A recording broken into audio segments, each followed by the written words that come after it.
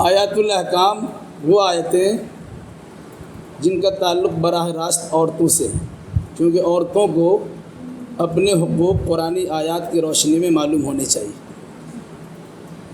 ٹھیک ہے، ہم شروع کریں گے سورہ بقرہ سے اور ختم جہاں تک بھی جائیں۔ جی کنٹینیو کریں گے تو مان لو زیادہ سے زیادہ تمہارا آدھا پارا اما سپارہ کا جا سکے گا۔ ٹھیک ہے، زیادہ سے زیادہ ہم یہ سوچ رہے تھے، ویسے جو آپ جیسا آپ لوگ مشورہ دیں گے وہی ہوگا، لیکن ابھی میرے سامنے یہ بات آئی، اور ویسے بھی ہمارے یہاں جو جامعہ ذیب النسام چلا رہے ہیں وہاں بھی 5 سال کا کورس ہے باضابطہ، تو اس میں بھی آیات الاحکام ہی ہے، آیات الاحکام للنساء، اس کو ہم خود جمع کر رہے ہیں۔ قرآن میں وہ آیتیں ہیں جس میں عورتوں سے متعلق مسائل بیان کیے گئے۔ سب کے پاس اتنا وقت تو نہیں ہے پورا قرآن کے مسائل جان سکے، معلومات فراہم بھی کر سکے، تو کم از کم عورتوں کو اتنی باتیں ضرور معلوم ہونی چاہیے کہ قرآن میں ان سے متعلق قرآن نے کیا کہا ہے۔ انفرادی زندگی عورتوں کی کیسی ہوتی ہے، اجتماعی زندگی عورتوں کی کیسی ہوتی ہے، غیر شادی شدہ زندگی کیسی گزرتی ہے، اور شادی شدہ زندگی کس طرح گزارنی چاہیے، وہ سارے مسائل ہیں۔ ان مسائل کی جانکاری اکثر و بیشتر لوگوں کو نہیں ہے، مسئلے کھڑے ہو جاتے ہیں، پریشانیاں بڑھتی رہتی ہے، لیکن مسائل جانتے بھی نہیں۔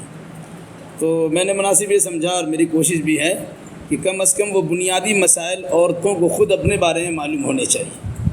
اس کے لیے آیات الاحکام للنساء اس طرح کی کوئی کتاب تو نہیں ہے، لیکن میری کوشش جاری ہے، میں قرآن کی آیتوں کو جمع کر رہا ہوں، اور اسی مناسبت سے آپ کے سامنے اس کا درس ہوگا، اسے ترجمہ بھی پڑھایا جائے گا، تفسیر پڑھائی جائے گی، اس کے الفاظ و معنی بھی لکھائے جائیں گے۔ مقصد یہ ہوگا جس طرح عربی اب پڑھتی ہیں اس طرح قرآن کی آیتوں کو عربی کے الفاظ کی یاد کے ساتھ، تفسیر کے ساتھ میں پڑھی۔ اسی مناسبت سے آج کی آیت میں نے آپ کے سامنے رکھی ہے، دیکھیے۔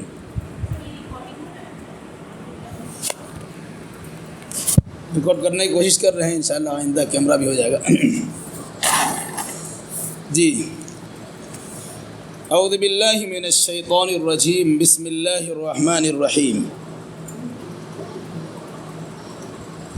من عمل صالحا من ذکر او انثى وهو مؤمن فلنحيينه حياة طيبة ولنجزينهم أجرهم بأحسن ما كانوا يعملون۔ اس آیت میں عورت و مرد دونوں سے متعلق یہ بات بیان کی گئی کہ جو آدمی بھی ایمان کی حالت میں اچھا عمل کرے گا، جو آدمی بھی ایمان کی حالت میں اچھا عمل کرے گا تو اس کے 2 بدلے اللہ تبارک و تعالی عطا فرمائیں گے۔ ایک بدلہ اللہ دنیا میں دے گا اور دوسرا بدلہ اللہ آخرت میں دے گا۔ لفظ پہ غور کیجئے، من، اب عربی پڑھتے من کے مطلب کون، ٹھیک ہے، من مطلب کون بھی ہوتا ہے، من مطلب جو بھی ہوتا ہے، یا من مطلب جس بھی ہوتا ہے۔ من عمل، عمل یعمل، عمل کرنا، کام کرنا، عمل، من عمل، جس نے بھی عمل کیا، صالحاً، اچھا عمل، عمل، عمل کیا، صالحاً، اچھا، جس نے اچھا عمل کیا، من ذکرن، من مطلب سے، ذکر مطلب مرد، انثیٰ مطلب عورت، مرد میں سے ہو یا عورت میں سے ہو، لکھنا چاہیں تو لکھ بھی سکتی ہے آپ۔ من جس نے، عمل عمل کیا، صالحاً اچھا، من مطلب سے، ذکرن مطلب مرد، انثیٰ مطلب عورت، یعنی جس نے بھی اچھا عمل کیا، چاہے وہ مرد میں سے ہو چاہے وہ عورت میں سے ہو۔ شرط کیا ہے؟ وَهُوَ مُؤْمِنٌ، واو مطلب اور، ہوا مطلب وہ، مومن مطلب مومن، واو حالیہ بھی ہوتا ہے، اس حالت میں کہ وہ مومن ہو، یعنی جس نے بھی مرد عورت میں سے جس نے بھی اچھا عمل کیا، شرط یہ ہے کہ وہ مومن ہو۔ حالت ایمان میں ایمان رکھتے ہوئے جو مرد و عورت اچھا عمل کرے گی اس کا فائدہ کیا ہوگا؟ آگے بتلائیں۔ فَلَنُحْيِيَنَّهُ حَيَاةً طَيِّبَةً، فا مطلب پس، لا لم زبر لا اور لم زیر لی دونوں فرق ہوتا ہے۔ لا تاکید پیدا کرنے کی، البتہ لم زیر لی ہوتا ہے لیے، للہ اللہ کے لیے، للہ ملک السماوات اللہ کے لیے آسمان و زمین کی بادشاہت ہے، تو لام زیر لی اس کا مطلب لیے ہوا، لام کے اوپر زبر لگا ہوا ہے، البتہ یقیناً تاکید پیدا کرنے کے لیے، فا تو البتہ، نحیینہ جی نحیینہ ہم ان کو زندگی عطا کریں گے، نحییہ زندگی عطا کریں گے، ہو اس کو، کتاب ہو اس کی کتاب، وہ بے شک بھی ہوتا ہے سر، ہاں بے شک بھی کر سکتی ہو، یقیناً ہے، بے شک ہے، البتہ ہے۔ نحیینہ ہم ان کو حیات عطا کریں گے، زندگی بخشیں گے، ہو اس کو، نحییہ نحیینہ، ینہ جو نو ہے، نو تشدید جو ہے وہ بھی ایک طریقے سے تاکید پیدا کرنے، جس کو نون تاکید کہا جاتا ہے۔ لام سے بھی تاکید ہوتا ہے، انا سے بھی تاکید ہوتا ہے، نون مشدد سے بھی تاکید ہوتا ہے۔ کیا ہوگا؟ ہم ضرور بالضرور اس کو زندگی عطا کریں گے، ہو اس کو یعنی مرد کو یا عورت کو، کیسی زندگی؟ حیاتاً طیبتاً، زندگی اچھی، خوشگوار زندگی ہم اسے عطا کریں گے۔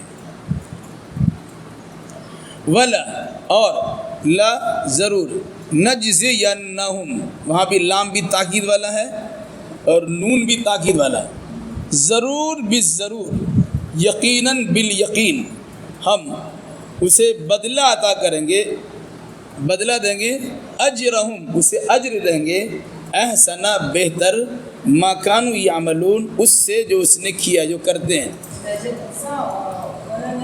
وَلَنَجْزِيَنَّهُمْ ہم ضرور بالضرور ان کو جزا دیں گے، نجزینہ ضرور بالضرور جزا دیں گے، ہم ان کو، ہو واحد کا صیغہ تھا، ہم جمع کی ضمیر ہے، واحد کی ضمیر اور جمع کی ضمیر، تو ہم ضرور بالضرور ان کو جزا دیں گے، کیسے جزا؟ اجرہم بطور اجر کے، مزدوری کے، بِأَحْسَنِ، احسن مطلب حسن اچھا عمدہ، احسن اس سے زیادہ، افضل کا صیغہ یعنی اب اسم تفضیل ہے، افضل بہت زیادہ اچھا، احسن بہت زیادہ خوبصورت، اجمل بہت زیادہ جمیل، تو ہم بہت زیادہ اچھا بدلہ دیں، کیسے؟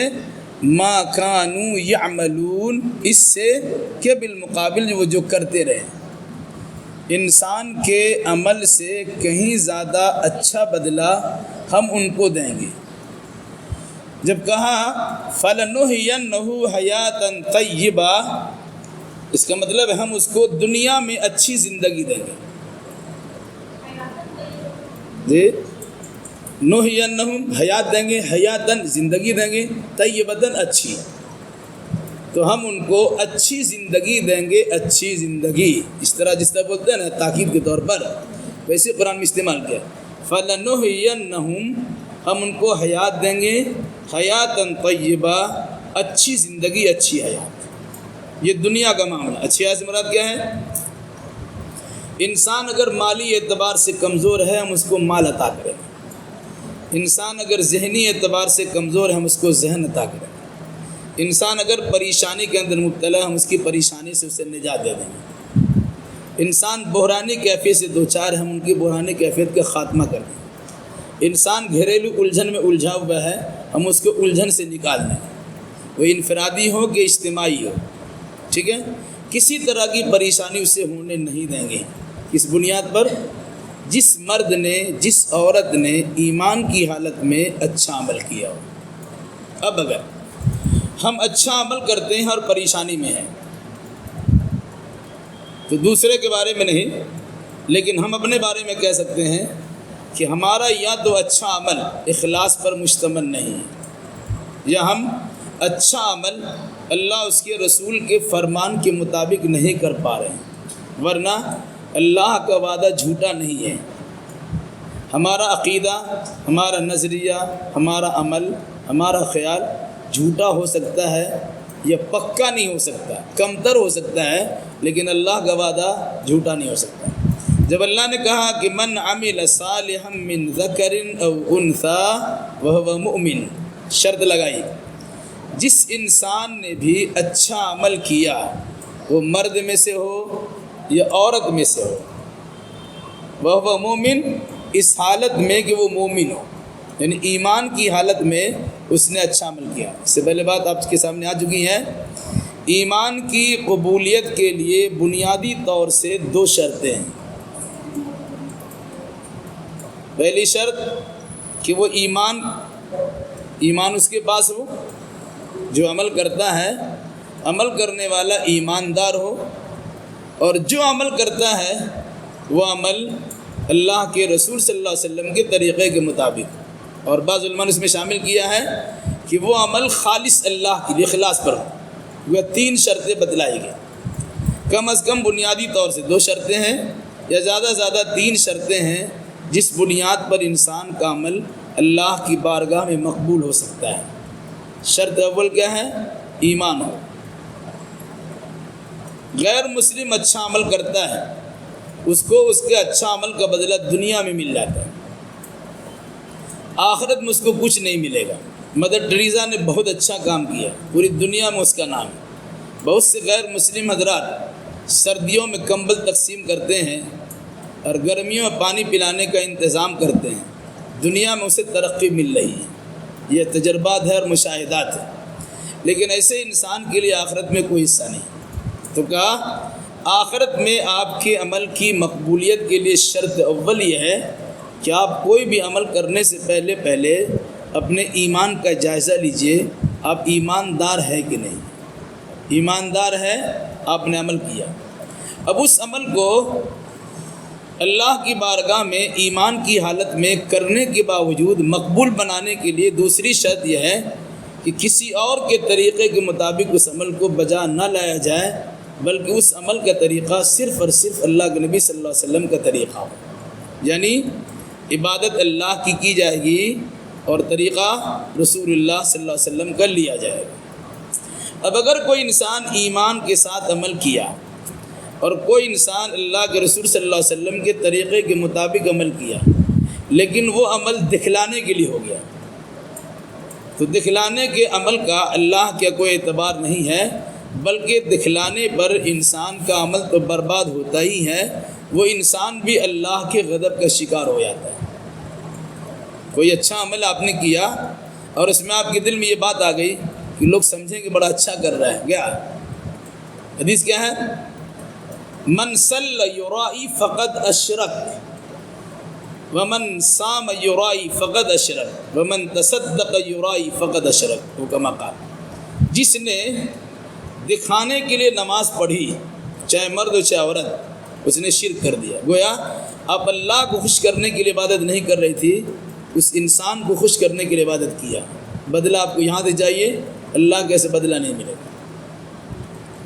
اگر آپ نے صدقہ و خیرات کیا، خوشنودی اللہ کی چاہیے تھی، آپ نے اللہ کی رضامندی چاہنے کے بجائے لوگوں کی رضامندی کا خیال کیا کہ لوگ اچھا کہیں گے، بہت بڑا سخی فیاض داتا ہے، آپ کا گیا، پیسہ بھی گیا، قبول بھی نہیں ہوا، الٹے آپ شرک کے مرتکب ہو گئے۔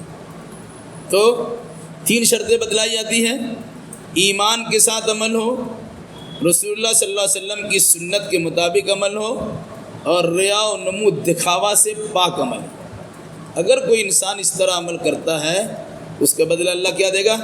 فَلَنُحْيِيَنَّهُ حَيَاةً طَيِّبَةً، تو ہم ضرور بالضرور ایسے انسان کو اچھی اور خوشگوار زندگی عطا کریں گے۔ صحیح دکھاوا بولا آپ نے نبی صلی اللہ علیہ وسلم کے مطابق، اور ایک تیسرا والا تھا جی، 3 شرط آپ نے بولے، ایمان ہو، سنت کے مطابق ہو، اور دکھاوے سے پاک۔ کیا بات چلی تھی؟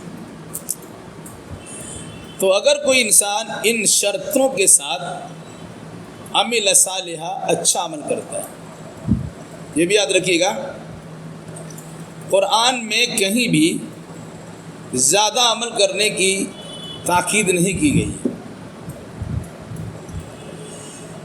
جہاں بھی کہا گیا آمنو وعملوا الصالحات، ایمان لایا اور اچھا عمل کیا۔ کہیں پر احسن عملہ کا، وہاں پر بھی اچھا ہی عمل ہے۔ رد کیا ہے؟ کم ہو مگر صحیح ہو، کم ہو مگر اچھا ہو۔ ایک انسان بڑی لمبی لمبی عبادت کرتا ہے لیکن وہ اچھا نہیں ہے۔ اچھا کیوں نہیں ہے؟ یا تو اللہ کے لیے نہیں ہے، یا ایمان کی حالت میں نہیں ہے، یا اللہ کے رسول کی سنت کے مطابق نہیں۔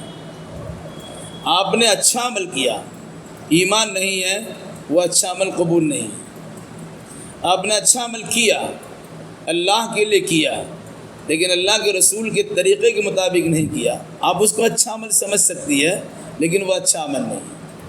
آپ نے اللہ کے لیے کیا نہیں، آپ نے ایمان کے ساتھ کیا، آپ نے سنت رسول اللہ کی پابندی کے ساتھ کیا، لیکن اس عمل میں دکھاوا شامل کر دیا، آپ کا عمل برباد ہو جائے گا۔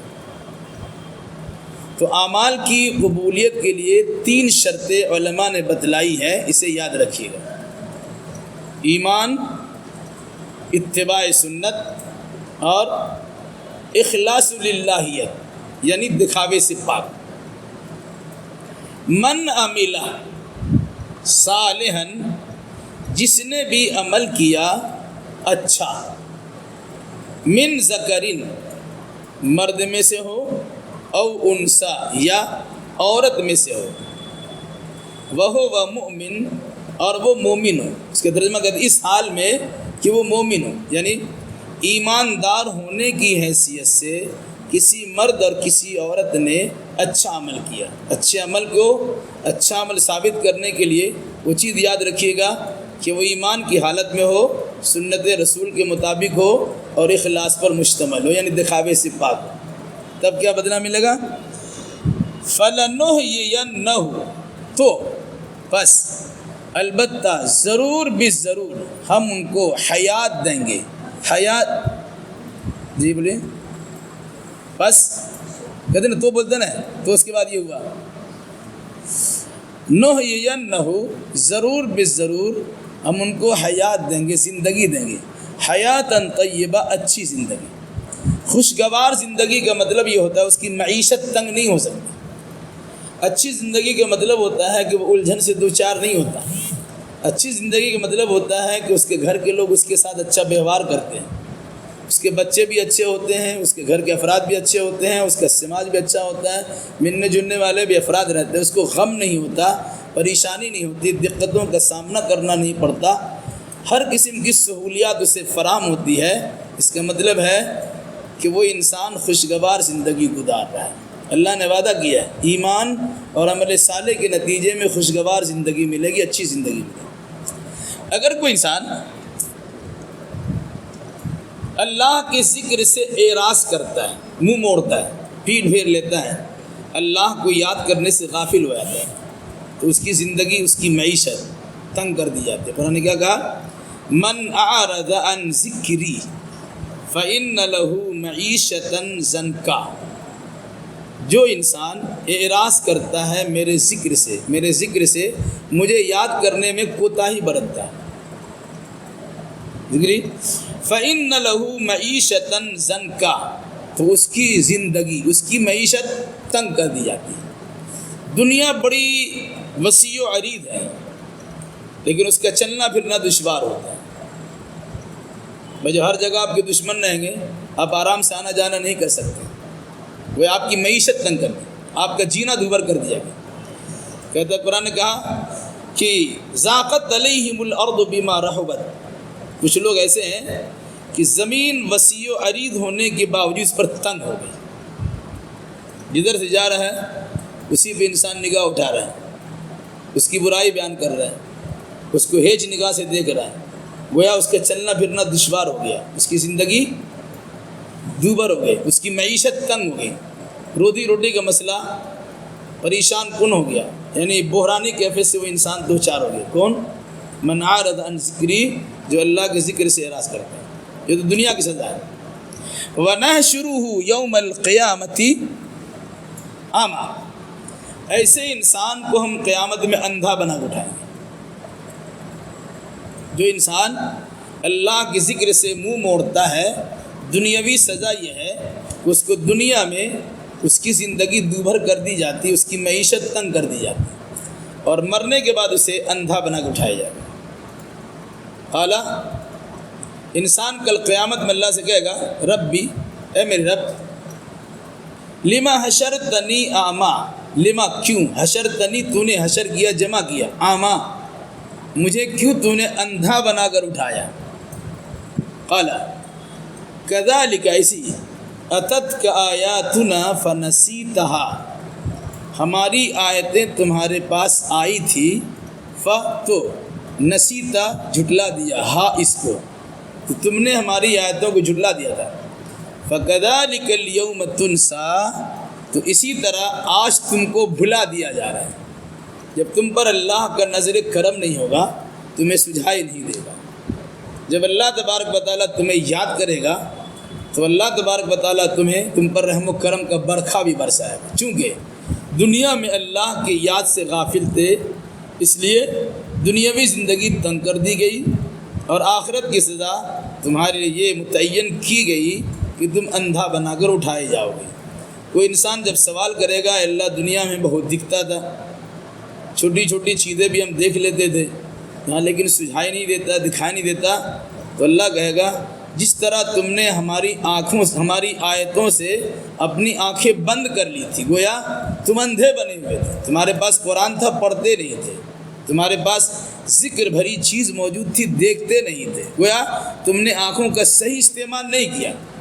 قرآن پڑھنے میں تمہارا لگنا چاہیے تھا، حدیث رسول کے پڑھنے میں تمہاری آنکھ لگنی چاہیے، دینی کتاب کے مطالعے میں تمہاری آنکھ کا استعمال ہونا چاہیے تھا، وہ تم نے آنکھیں موند لی تھی، بند کر لیا تھا۔ جب تم نے دنیا میں ہماری آیت کے ساتھ اور ہماری کتاب کے ساتھ یا ہماری شریعت کے ساتھ یا ہمارے ذکر کے ساتھ ایسا برتاؤ کیا، تو آخرت میں تمہارے ساتھ یہ برتاؤ ہو رہا ہے، تم اندھا ہو گئے۔ تو ذکر سے اعراض کرنے پر دنیاوی سزا بھی ہے، اخروی سزا بھی ہے۔ اب اگر کوئی انسان دنیا میں اچھا عمل کرتا ہے، من عمل صالحا من ذکر او انثی وهو مؤمن، جو مرد و عورت میں سے جو انسان بھی اچھا عمل ایمان کی حالت میں کرے گا، کیا کہا؟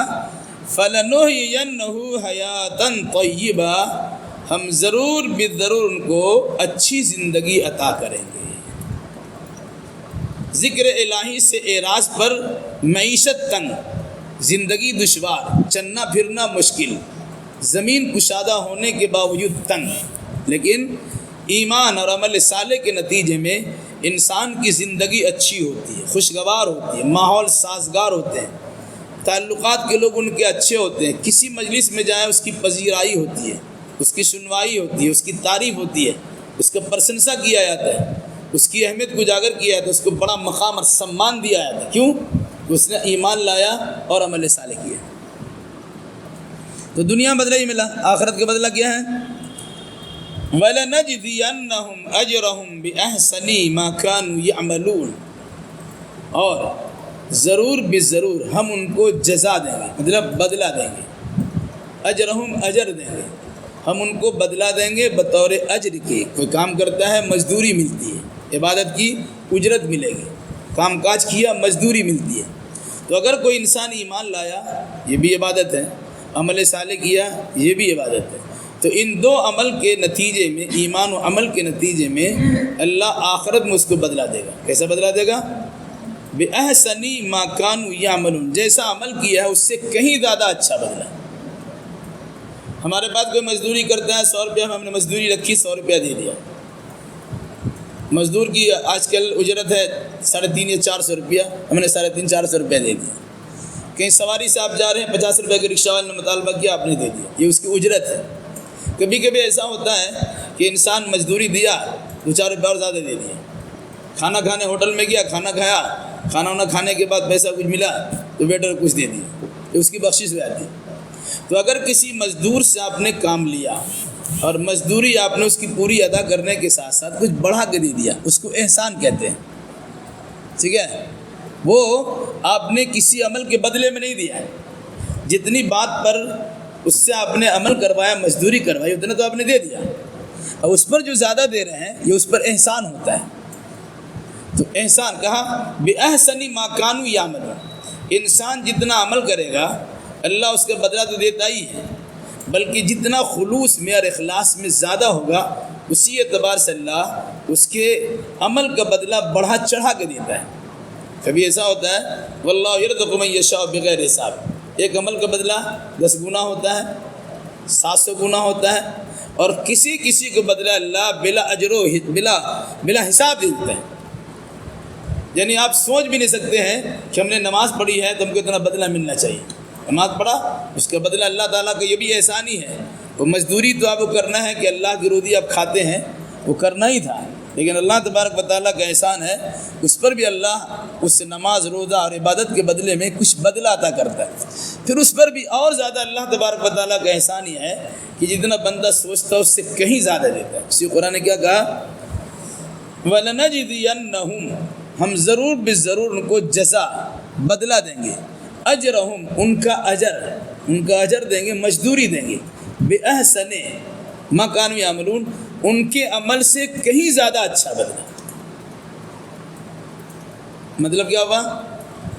ایمان اور عمل یہ دو چیزیں ایسی ہیں جس کی بنیاد پر انسان کی زندگی، دنیاوی زندگی بھی اچھی ہوتی ہے، خوشگوار بنتی ہے، اور آخرت بھی اللہ تبارک و تعالیٰ بہتر بدلہ دے گا۔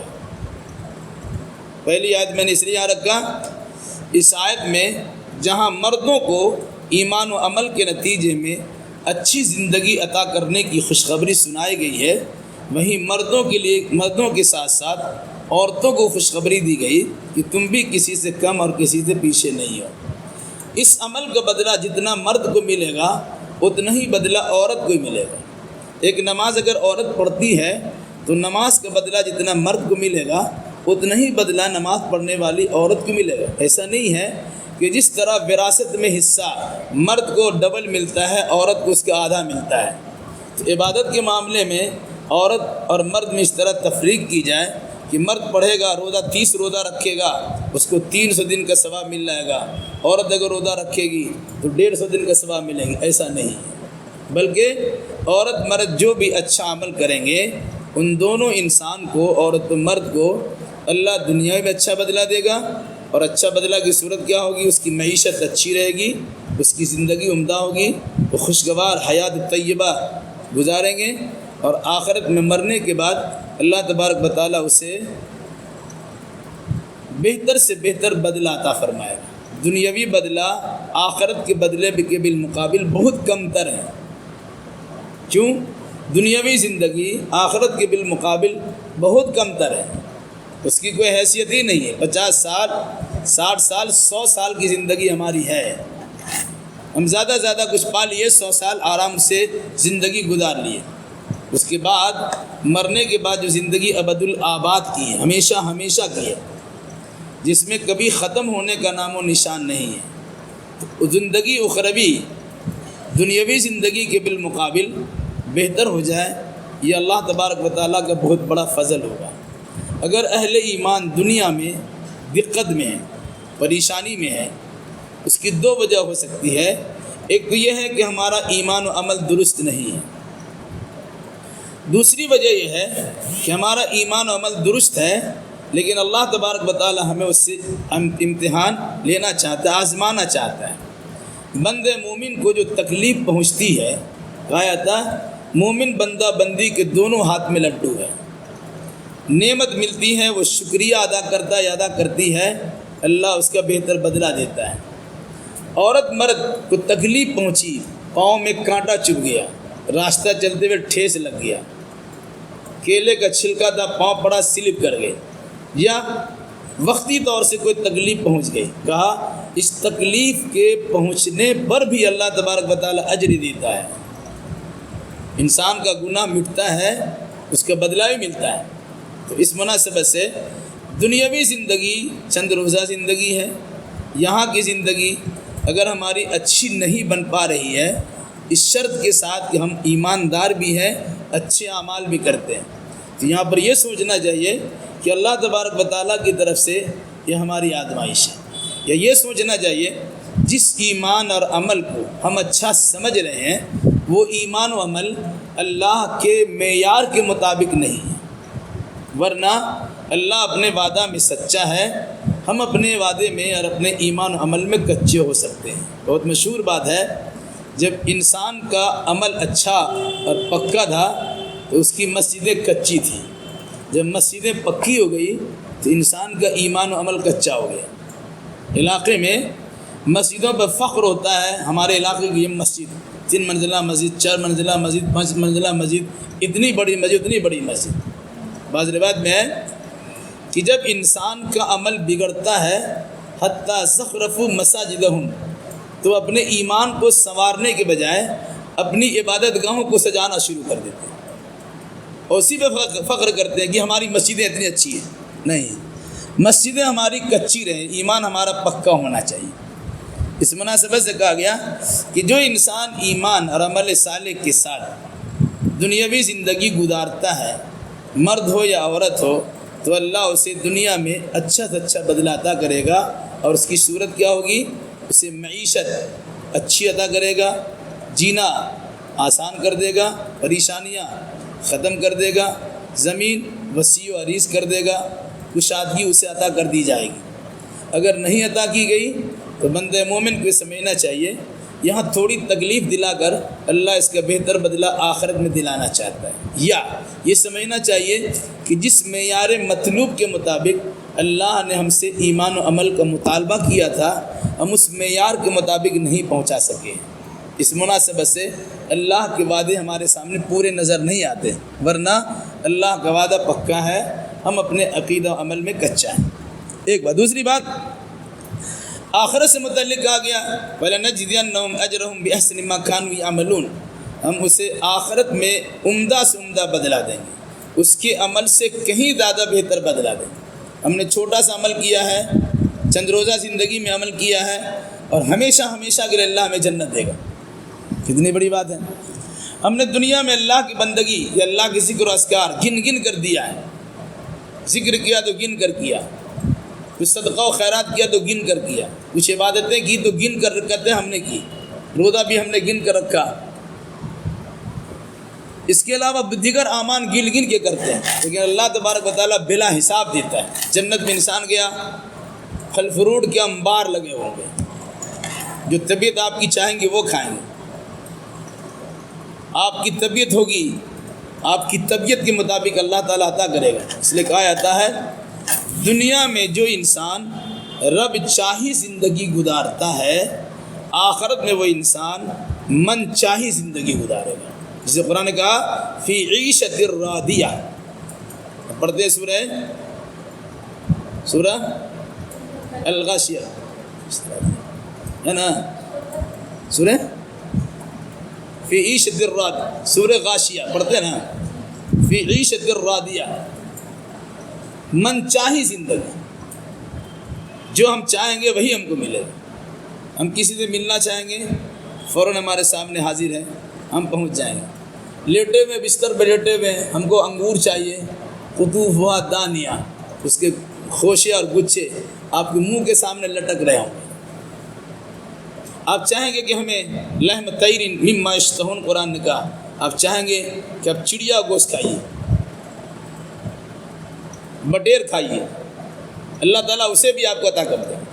آپ مچھلی کا مطالبہ کریں، چاہت ہوگی، مطالبہ بڑی بات ہے، چاہتی پر وہ چیزیں مل جائیں. اس کے علاوہ اگر کہیں گے بھی تو فرشتے اللہ کے حکم سے حاضر کر دیں. کیا کہا؟ وَلَنَجْزِيَنَّهُمْ أَجْرَهُمْ بِأَحْسَنِ مَا كَانُوا يَعْمَلُونَ، ہم ان کو ضرور بضرور اجر دیں گے یا بطور اجر کے بدلہ دیں گے. کیسا بدلہ؟ بِأَحْسَنِ، عمدہ سے عمدہ، مَا كَانُوا يَعْمَلُونَ، ان کے عمل سے کہیں زیادہ اچھا. تو مسلمان مرد ہو یا عورت ہو، اچھا عمل کرنے کے نتیجے میں اللہ کی جانب سے دنیا میں اس کو اجر ملے گا، معیشت اچھی ہوگی، اور مرنے کے بعد بھی اجر ملے گا.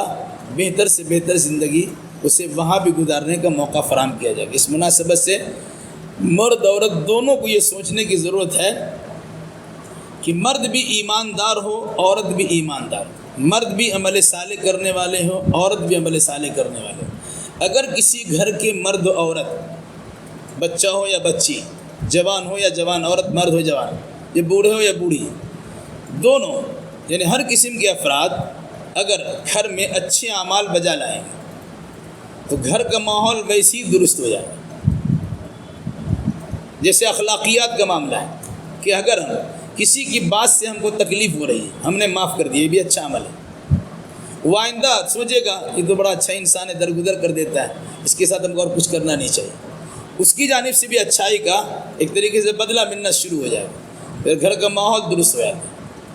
بھائی بہنوں میں بھی اختلاف ہوتا ہے، باپ بیٹا میں اختلاف ہوتا ہے، ماں بیٹی میں اختلاف ہوتا ہے، میاں بیوی کے اختلاف تو مشہور ہی ہے۔ اگر دونوں کے درمیان گوارہ کرنے کی صلاحیت پیدا ہو جائے، دونوں ایک دوسرے کے دکھ درد کو سمجھنا شروع کر دیں، شرط یہ ہے کہ دونوں سمجھیں، کسی ایک طرف سے نہیں، دونوں اگر اس چیز کو ماننے کے لیے تیار ہو جائے تو کچھ دن تلخی ہو سکتی ہے، لیکن پھر اس کے بعد دونوں کی زندگی خوشگوار بن سکتی ہے۔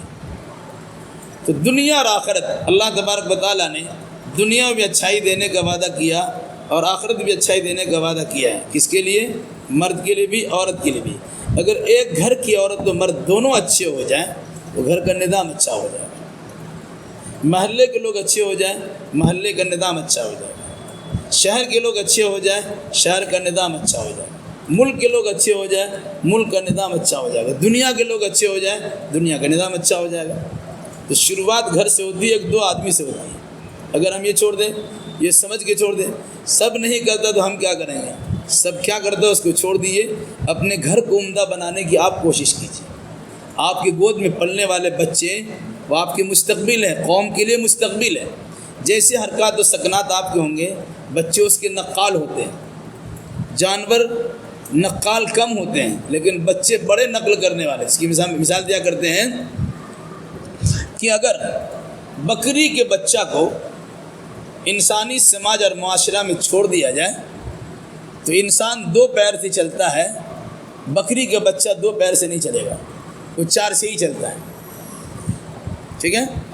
لیکن اگر انسان کے بچے کو بکری کے ماحول میں ڈال دیجیے، بکری جس طرح چار پیر سے چلتی ہے، انسان کا بچہ چار پیر سے چلنا شروع کر دے گا۔ اس کے سامنے جو دکھتا ہے وہی بجا لاتا ہے۔ ماں باپ کا کھچ کھچ اگر ہوگا تو بچے اسی کو لائیں گے۔ میاں بیوی کے تعلقات خراب ہوتے ہیں، بچے اس کی نقل کرتے ہیں، کبھی اس کو سوچتے ہیں، بعد میں اسی چیزوں کو اپنے ذہن میں بٹھائے جا رہتے ہیں، اس کو عمل میں لاتے ہیں۔ تو اگر ہم اپنے بچوں کے مستقبل کو سنوارنا چاہتے ہیں تو ضروری ہے کہ ہم اپنے آپ کو اچھا بنا کر رکھیں۔ بچے ہماری دیکھا دیکھی کریں گے، ہم اپنے ماں باپ کی دیکھا دیکھی کریں، ماں باپ نے ہمارے دادا دادا کی دیکھا دیکھی، ہمارے بچے ہماری دیکھا دیکھی کریں۔ تو گھر کے ماحول کو اگر ہم سدھارتے ہیں اس کا فائدہ آپ کو بھی ملے گا، اور خوشگوار زندگی جو جینے کا اللہ نے مجدہ اور خوشخبری سنائی ہے، اس سے آپ سروکار ہو جائیں گے، گویا اس سے آپ فیض یاب ہو جائیں گے، فائدہ اٹھائیں گے۔ کی شرط پر من عمل صالحا من ذکر او انثی، ایک بار ترجمہ دیکھ لیجیے، من جو جس، عمل عمل کیا، صالحا اچھا، من سے، ذکرن مرد، او یا انسا عورت،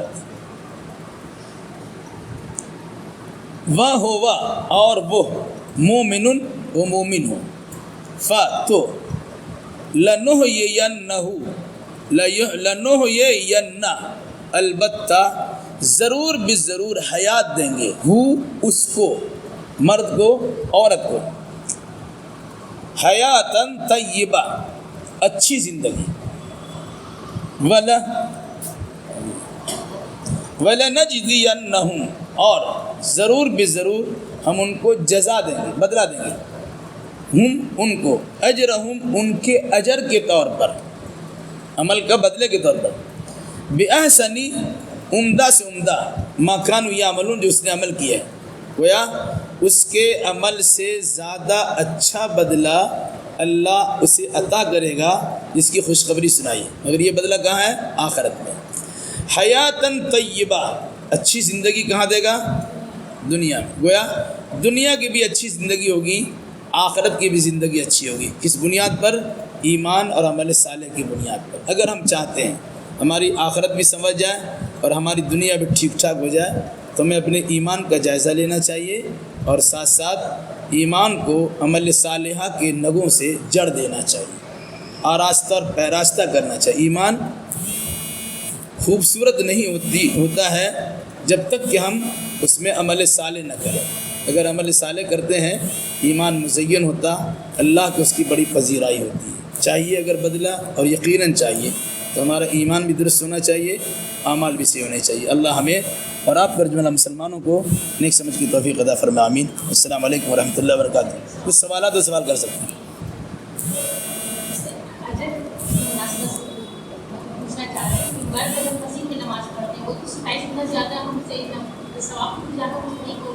نہیں مستحق ہوں گے، کیونکہ عورتوں پر جماعت میں شریک ہونا ضروری نہیں ہے۔ وہ اپنا گھر میں نماز پڑھیں گی، اس کو پورا ثواب ملے گا، پورا برابر ملے گا۔ اس لیے برابر ملے گا کہ فرض نماز کے لیے عورتوں کو مسجد میں آنا ضروری نہیں ہے۔ اگر آنا چاہیں تو شوہر منع نہیں کر سکتا، ٹھیک ہے، لیکن آنا ضروری ہے۔ کیا عورتیں اپنے گھر میں نماز پڑھے زیادہ بہتر ہے، آنگن میں نماز پڑھے بہتر ہے، اس سے زیادہ برآمدہ میں نماز پڑھو بہتر ہے، بڑا ہالو میں نماز پڑھو بہتر ہے، اس سے کہیں زیادہ بہتر ہے کہ عورت چھوٹا سا بند کمرے میں نماز پڑھے۔ یعنی جتنی پوشیدگی میں نماز پڑھیں گی عورتوں کو بدلہ زیادہ ملتا ہے۔ یہاں پر ایک حدیث یاد رکھیے آپ، جیسے اللہ کے نبی صلی اللہ علیہ وسلم کے زمانے میں عورت مرد ایک ساتھ نماز پڑھتے تھے، ٹھیک ہے، سامنے مرد ہوا کرتے تھے، پیچھے عورتیں ہوا کرتی تھیں، بیچ میں چھوٹے چھوٹے بچے بھی ہوا کرتے تھے۔ طریقہ یہ تھا، پہلے مرد کی صف ہو، پھر بچوں کی صف ہو، پھر عورتوں کی صف۔ آپ نے کیا فرمایا؟ مرد کے لیے فرمایا کہ صف کے پہلے حصے میں ثواب زیادہ ہے، لیکن عورتوں کے لیے کیا کہا؟ عورتوں کے لیے صف کے پچھلے حصے میں ثواب زیادہ ہے۔ وجہ بتاؤ گے؟ نہیں آپ بتائیے گا۔ مرد سے کہا گیا تم اگلے حصے میں نماز پڑھو، پہلی صف میں تم کو ثواب زیادہ ملے گا۔ عورت سے کہا گیا کہ تم پچھلی صف میں نماز پڑھو، تم کو زیادہ ثواب ملے گا۔ وجہ کیا؟ جو پیچھے میں بیٹھتی ہیں وہ زیادہ ثواب ہے، جو عورتیں اپنے صف میں جو آگے ہوں گی زیادہ قریب ہوگی نا پردے کے۔ ہاں، چونکہ آج پردے کا اہتمام کرتے ہیں یا عورتوں کی الگ جگہ متعین کرتے ہیں، اس زمانے میں کوئی پردہ نہیں ہوتا تھا، عورتیں نماز پڑھی پیچھے، مرد نماز پڑھ رہے آگے، تو عورت مرد کے اختلاط کا زیادہ خطرہ تھا، ٹھیک ہے۔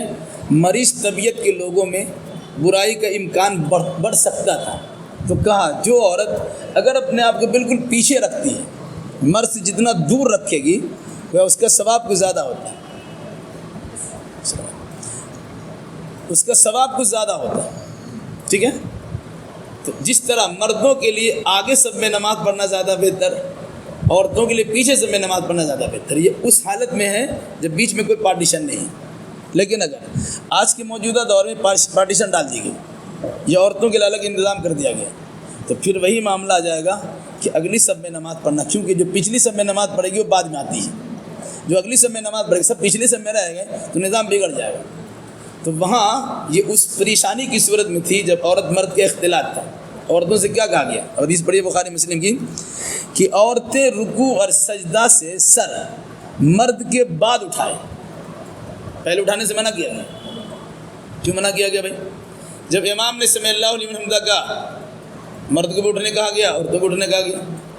جب سجدہ سے مرد اٹھ رہے ہیں امام کے ساتھ اللہ اکبر کہنے کے بعد، تو امام کے بعد مرد کے ساتھ ہو یا مرد کے بعد ہو، دونوں برابر ہونا چاہیے تھا، لیکن آپ نے حکم دیا نہیں کہ مرد سے کے بعد میں عورتیں سر اٹھائیں گی۔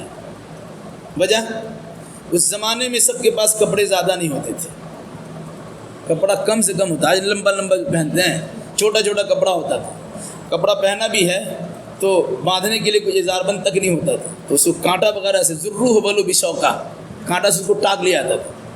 تو چھوٹا کپڑا پہننے کے نتیجے میں مرد کے صدر کے کھلنے کا خطرہ ہوتا۔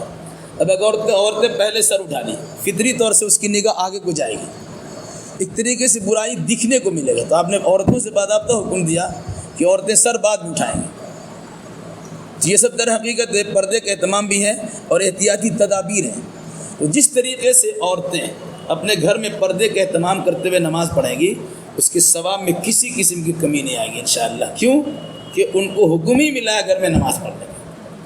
مرد کے ساتھ اگر نماز پڑھتی ہے، عورت اگر پہلی صف میں نماز پڑھے گی بغیر پردے کے نماز پڑھ سکتی ہے، رکاوٹ کوئی اور پردہ نہیں ہے تب بھی نماز پڑھ سکتی ہے.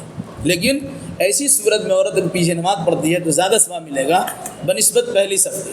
لیکن اگر یہاں پارٹیشن ہو گیا عورتوں سے اور مرد اس کا کوئی اختلاط نہیں ہے، پھر عورت مرد کے لیے دونوں کی صورت میں یہی بات ہے کہ اگلی صف میں نماز پڑھے گی تو اس کو زیادہ ثواب ملے گا.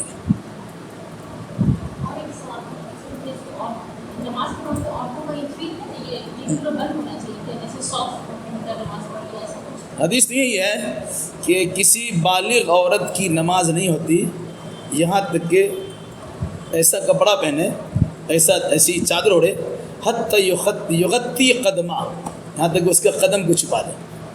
یہ اس صورت میں ہے جب مردوں کے سامنے نماز پڑھ رہی ہے. اگر اپنے گھر میں نماز پڑھتی ہے پاؤں کھلا ہوا ہے تو نماز پڑھنے میں کوئی حرج نماز ہو سکتا ہے. گھر میں نماز پڑھتی تو ہو سکتی ہے، لیکن مردوں کے ساتھ میں اگر نماز پڑھتی ہے چونکہ پھر وہاں دکھنے کا موقع ملے گا، اس لیے اس کو ڈھانک کے نماز پڑھنا چاہیے. نہیں ایسا کچھ نہیں، ایسا وہی حالات ہیں، اسی حالات کی مناسبت سے کہا گیا تھا آرام سے نماز پڑھیے. تو آپ نے 2-3 کنڈیشن ابھی بتایا کہ جیسے آپ کے ہمارے قبول نہیں ہوتے یا اللہ تعالیٰ کے لمٹس کی اس مطابق ہم لوگ زندگی نہیں بتاتے کبھی کیونکہ ایک وہ بتایا اور ایک بتایا آپ نے کہ اچھا آن لائن والی بہنیں کو سن رہی ہے؟ ہاں اب سوالات کرنا چاہے تو کر بھی سکتے، ایسا خاموش لگتے سو گئی. جی ہاں بولو. جو ایگزیکٹلی اللہ تعالیٰ کے دکھائے ہوئے جو راستے ہیں ایک سوال ہے، عورت مرد کے سجدہ میں کوئی فرق نہیں ہے. جس طرح مرد سجدہ کرتے ہیں اسی طرح عورتیں سجدہ کریں گے. حدیث میں کیا کہا گیا کہ تم میں سے کوئی آدمی اپنے ہاتھ کو سجدے کی حالت میں کتوں کی طرح نہ بچھائے. اگر اپنے ہاتھ کو کہونی سے لے کے ہتھیلی تک زمین میں سٹا کے رہتی ہیں اس کو کتوں جیسی نماز پڑھنے سے تعبیر کیا گیا ہے. تو کیا مرد کتوں کی طرح نہ بنے، عورتیں کتیا کی طرح نماز پڑھیں گی؟ اس لیے اللہ کے نبی صلی اللہ علیہ وسلم نے عام کہا، کیا فرمایا؟ چونکہ آپ کے پیچھے عورت مرد دونوں نماز پڑھتے تھے، آپ نے دونوں کی موجودگی میں کہا صلو کما رأیتمونی اصلی، ٹھیک اسی طرح نماز پڑھو جس طرح تم نے مجھے نماز پڑھتے ہوئے دیکھا ہے. آپ کو نماز پڑھتے ہوئے صحابہ مرد بھی دیکھ رہے تھے تو صحابیہ عورتیں بھی دیکھ رہی تھیں، اور دونوں سے متعلق آپ نے کہا. کسی صحیح حدیث میں آپ کو ایسا نہیں ملے گا کہ عورتیں چپک کے نماز پڑھیں گی اور مرد بالکل ویسے نارمل نماز پڑھیں گے، ایسا نہیں کہا گیا. اس لیے عورت مرد دونوں کی نماز میں کوئی فرق نہیں ہے. ساری چیزیں نماز کے جو ارکان، یاد رکھیے گا، نماز کے جو ارکان ہیں، جو چیزیں نماز میں کی جاتی ہیں اللہ اکبر سے لے کے والسلام تک، اس میں عورت مرد میں کوئی فرق نہیں. البتہ لباس میں فرق ہے. آپ لباس مردوں کے ساتھ میں اگر نماز پڑھتی ہیں تو آپ کا سر سے لے کے پیر تک ڈھکا ہونا چاہیے. مرد اگر نماز پڑھتا ہے اگر ایک لنگی پہن لیا یا 3/4 پینٹ پہن لیا اور کندھے پر ایک گمچھا ڈال لیا اس کی نماز ہو جائے گی. یاد رکھیے گا، اگر کندھے دونوں کندھا کو ڈھانک لیا اس کا پیٹ بھی کھلا ہوا ہے لیکن ناف سے لے کے گھٹنے تک اس نے دوسرے گمچھے سے ڈھانک لیا اس کی نماز ہو جائے گی. عورت کا معاملہ یہ ہے کہ عورت کو سر سے لے کے پیر تک ڈھانکنا پڑے گا. تو جو یہ نماز سے باہر کی چیز ہے، ٹھیک ہے، اس کو شرائط نماز کہتے ہیں. جو نماز کے اندر ہے اسے ارکان نماز کہتے ہیں اور جو نماز سے باہر اسے شرائط نماز کہتے ہیں. تو شرائط نماز میں عورت مرد میں فرق ہے، لیکن ارکان نماز میں عورت مرد میں کوئی فرق نہیں. جس طرح مرد اللہ اکبر کہہ کے نماز شروع کرتی ہے، مرد شروع کرتا ہے، اسی طرح عورتیں بھی شروع کریں گی. جس طرح السلام علیکم کے ذریعے سے مرد نماز ختم کرتا ہے اس طرح عورت بھی السلام علیکم کے ذریعے سے نماز ختم کرے. گویا شروع سے لے کے آخر تک، تکبیر سے لے کے تسلیم تک عورت مرد کی نماز میں کوئی فرق نہیں ہے. اور جن حدیثوں میں فرق کی بات بیان کی گئی علماء محدثین کے نزدیک وہ حدیث حد درجہ ضعیف ہے جو قابل اعتبار نہیں۔ جی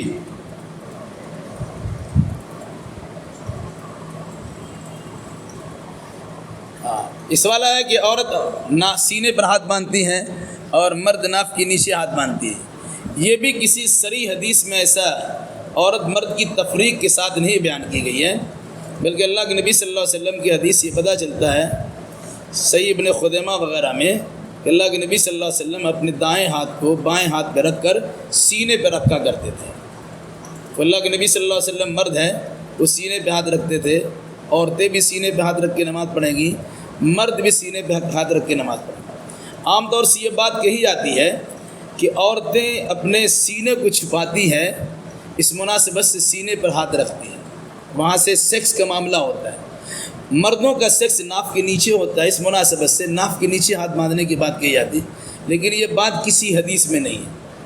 عورت و مرد کی نماز کی تفریق پیدا کرنے والے لوگ یہی کہتے ہیں ناف کو پکڑنا یا ناف کے نیچے ہاتھ ڈال کے رہنا یہ نفس کو روکنے کی علامت ہوتی ہے، اور سینے پر ہاتھ باندھ کے رہنا وہ عورتوں کے نفس کو روکنے کی بات ہوتی ہے۔ یہ حدیث میں کہیں نہیں ہے، لیکن لوگ بیان کرتے ہیں کہ عورتیں سینے پر ہاتھ کی باندھیں گی اور مرد ناف کے نیچے ہاتھ کی باندھیں گے، ایسا کچھ نہیں ہے۔ بلکہ یہ سمجھنا چاہیے کہ اگر ہم کسی کے سامنے ہاتھ جوڑ کے کھڑے ہوتے ہیں تو وہ سینے کے پاس ہی ہاتھ جوڑ کے کھڑے ہوتے ہیں، اسی کو جھکا دیجیے گا تو اللہ کے سامنے ہاتھ جوڑ کے کھڑا ہو گیا۔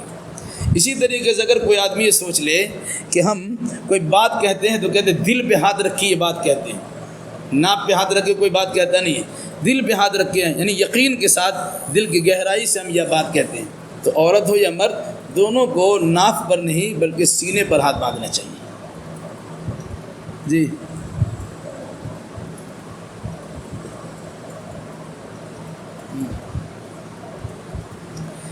جی نماز آپ نے سورہ فاتحہ پڑھی، سورہ فاتحہ پڑھنے کے بعد کوئی دوسری سورہ پڑھیں گی یا دوسری آیت پڑھیں گی، تو سورہ فاتحہ اور دوسری سورہ میں تفریق کرنے کے لیے آپ کو تسمیہ یعنی بسم اللہ پڑھنا ہوگا۔ سورہ فاتحہ ختم کیجئے، کوئی دوسرے سورہ پڑھیے گا یا کہیں سے آیت پڑھیے گا، پہلے بسم اللہ پڑھیے گا، پھر آپ اس آیت یا سورہ کو پڑھیے گا۔ جی کچھ کہہ رہے تھے آپ؟ ہاں بولو۔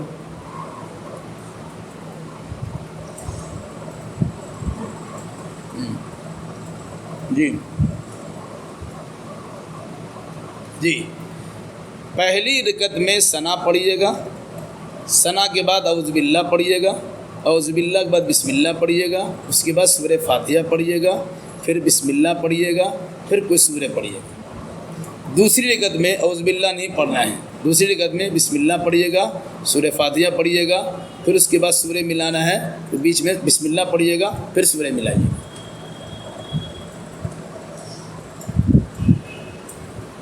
جی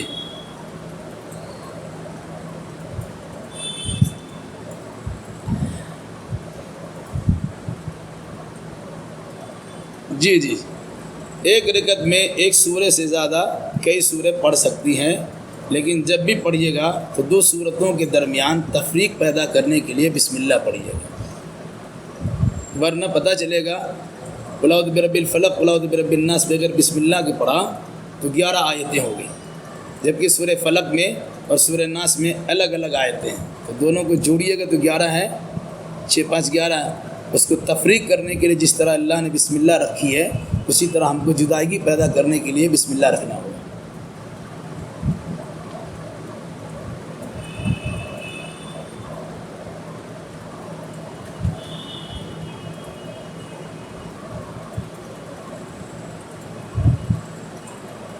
ساتھ ٹوٹے گا تو بحمدک پڑھ لیجئے گا، ٹھیک ہے۔ الحمدللہ رب العالمین لکھا ہوا ہے، الحمدللہ رب العالمین پڑھتی ہے جی، ہاں پڑھ سکتی ہے، بولیے۔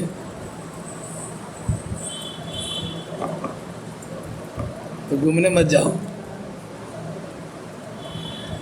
اولاً تو وہ گھومنا جس سے آپ کا نماز چھوٹ جائے، ایسا گھومنا آپ کے لیے جائز ہی نہیں ہے۔ اگر پردے میں رہتے ہوئے آپ نے تفریح کے لیے آپ کہیں گئی تو آپ کو اہتمام کرنا پڑے گا. ہم لوگ جہاں بھی گئے سائنس سٹی بچوں کو لے کے گئے اسکول مدرسہ کے بچوں کو سائنس سٹی میں نماز بھی پڑھایا, اذان بھی دلوایا, درس بھی دیا, تقریر بھی کی. تو کہیں بھی پڑھ سکتے ہیں. اللہ کی زمین وسیع اور عریض ہے, کشادہ ہے. جب تک سہولت پڑھ لینا چاہیے. اللہ کی زمین کو گواہ بنا لیجیے. اور نہیں اگر وہ گھومنا آپ کو نماز پڑھنے سے روک دے, ایسا گھومنا آپ کے لیے جائز نہیں ہے.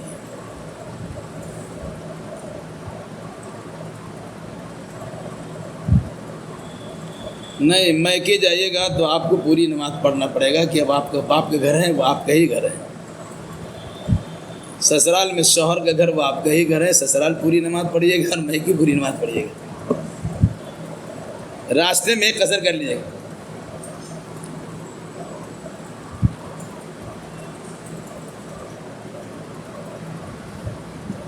سورج کے نکلنے سے زمین ابھی گرم نہیں ہوئی ہے, تب تک نماز پڑھیے گا تو اشراق کی نماز ہے. اور سورج کے نکلنے سے زمین گرم ہو گئی, اس وقت نماز پڑھیے گا تو وہ چاشت کی نماز ہو جائے گی. اشراق اور چاشت دونوں ایک ہی نماز ہے. سورج نکلنے کے کچھ دیر کے بعد پڑھا اسی کا نام اشراق ہے, اور 1-2 گھنٹہ کے بعد پڑھا کہ زمین ذرا گرم ہو جائے اسی کا نام چاشت ہے, جس کو عربی میں سہا کہتے ہیں, صلاۃ الضحیٰ. ہاں اب سوال کم کیجیے, اذان کا وقت ہو گیا جی. دونوں پڑھ سکتے, کوئی حرج نہیں. ہاں کر لو, کیا سوال بولو, بولیے.